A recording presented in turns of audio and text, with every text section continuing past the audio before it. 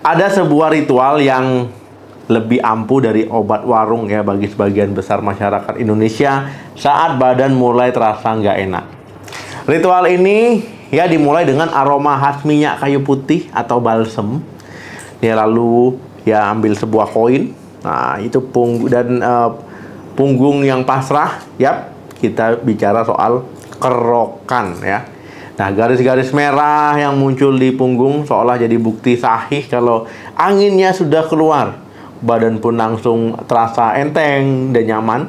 Tapi pernahkah sih kamu bertanya-tanya ya apa sebenarnya yang terjadi saat kita dikerok? Apa ini benar-benar efektif secara medis atau hanya tradisi dan sugesti semata?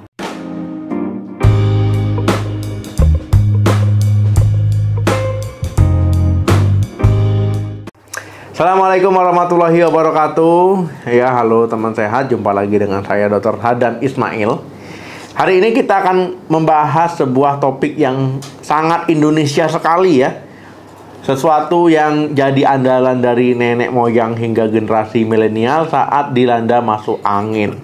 Kita akan membedah fenomena kerokan dari sudut pandang medis. Tujuan saya bukan untuk menyalahkan ataupun melarang tradisi ya. Nah, teman sehat ya, tapi untuk menjembatani kearifan lokal dengan penjelasan ilmiah agar kita bisa melakukan dengan lebih paham dan juga lebih aman. Jadi mari kita ungkap rahasia di balik garis-garis merah ini ya.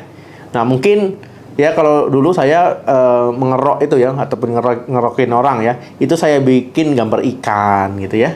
Ya, itu macam-macam lah pokoknya. Nah, apa sebenarnya masuk angin di mata dokter?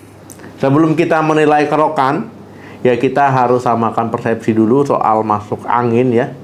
Perlu kamu tahu, dalam dunia kedokteran tidak ada diagnosis penyakit bernama masuk angin. Jadi masuk angin itu adalah istilah khas Indonesia untuk menggambarkan sekumpulan gejala atau keluhan ya seperti badan pegal-pegal atau nyeri otot ya, perut kembung, mual dan sering sendawa, meriang, demam ringan dan menggigil. Ya, sakit kepala atau pusing, badan terasa lelah ya, dan juga tidak bertenaga. Nah, kumpulan gejala ini sebenarnya bisa merujuk pada berbagai kondisi medis yang nyata, misalkan infeksi virus seperti flu ya, atau kelelahan fisik atau bahkan gangguan pencernaan seperti naiknya asam lambung. Ya, jadi masuk angin itu bukanlah penyakit ya, melainkan gejala dari suatu kondisi medis. Nah, bagaimana kerokan bekerja menurut sains ya? Nah, saat kita dikerok dan badan terasa enakan, apa yang sebenarnya terjadi? Apakah benar-benar ada angin yang keluar dari pori-pori kulit? Nah, secara ilmiah, ya beginilah prosesnya. Yang pertama, garis merah itu apa? Nah, garis merah yang keluar pekat itu ya, yang muncul itu bukanlah angin yang terperangkap. Itu adalah hasil dari pecahnya pembuluh darah kapiler. Jadi pembuluh darah yang super kecil ya. Nah, di bawah permukaan kulit akibat gesekan. Nah, atau tekanan dari koin ya.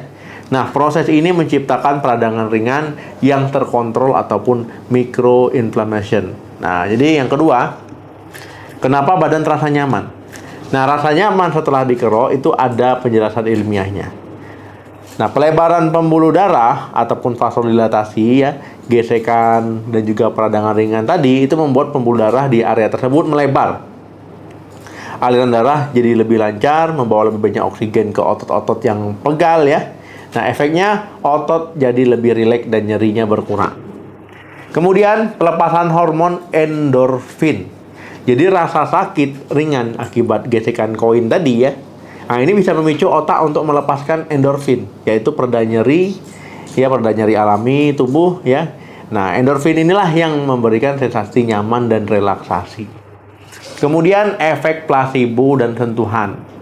Nah, jangan lupakan kekuatan psikologis, sentuhan, perhatian, dan rasa hangat ya dari balsem memberikan rasa kita nyaman ya yang luar biasa sekali. Nah, keyakinan bahwa kita sedang diobati juga berkontribusi ya besar ya membuat kita merasa lebih baik.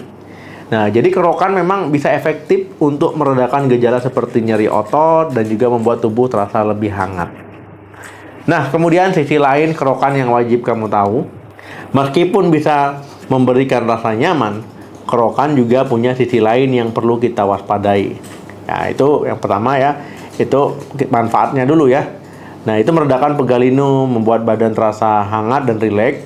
Kemudian resikonya itu iritasi kulit. Jadi gesekan yang terlalu keras itu bisa menyebabkan kulit lecet, iritasi, bahkan luka, terutama pada pemilik kulit yang sensitif. Kemudian resiko infeksi.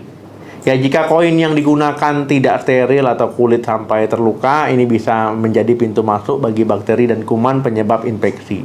Kemudian menyamarkan penyakit serius. Nah, ini adalah bahaya terbesar dari kerokan. Gejala masuk angin seperti nyeri dada, mual, dan keringat dingin bisa jadi merupakan gejala awal dari serangan jantung.